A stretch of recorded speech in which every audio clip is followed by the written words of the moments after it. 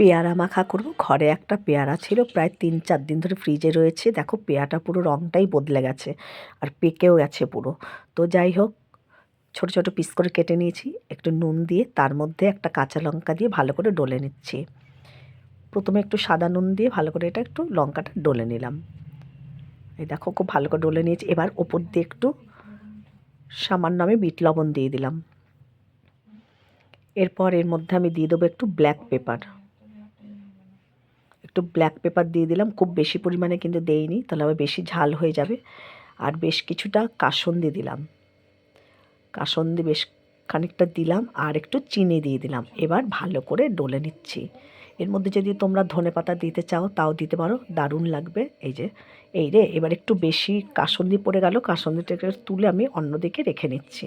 একটু বেশি পড়ে গেছে কাসুন্দিটা, এই যে তুলে নিলাম, অনেকটা পড়ে গেছে, এতটা দিলে আবার খাওয়া যাবে না। এবার আবারও একটু মেখে নিচ্ছি।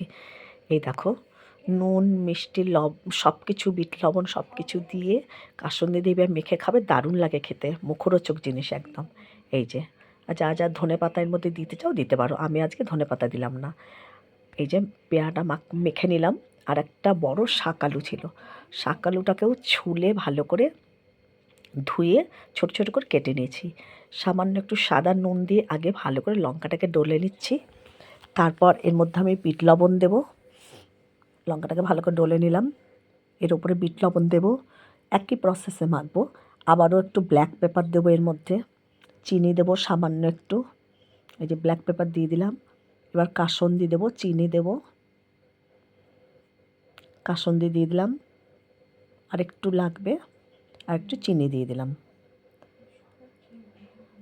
এই যে কাসুন্দি দেওয়া হয়ে গেল, এবার চিনি দিয়ে ভালো করে একটু মেখে নেব। আর একটু আমি ব্ল্যাক পেপারও দিচ্ছি। এই যে এবার খুব ভালো করে শাকালুটাকে মেখে নেব। শাকালু পেয়ারা এগুলো এইভাবে মেখে খেলে দারুণ লাগে, খুব ভালো লাগে খেতে। শাকালু তো ভালো লাগেই, শাকালু এইভাবে মাখলেই বেশি ভালো লাগে, এটা জল জল তো, এটা এইভাবে মেখে খেলে খুব ভালো লাগে খেতে। আর পেয়ারাটাও পাকা ছিল, পেয়ারাটাও এইভাবে মেখে খেলাম, দারুণ লাগে খেতে। এই যে শাকালু আমার মাখা হয়ে গেল। দেখো বন্ধু, যারা যারা শাকালু খেতে চাও না, এইভাবে কাসুন্দি টাসুন্দি দিয়ে মেখে খাবে, দারুণ লাগে। আমি কিন্তু কোনোটাতে ধনেপাতা দিইনি।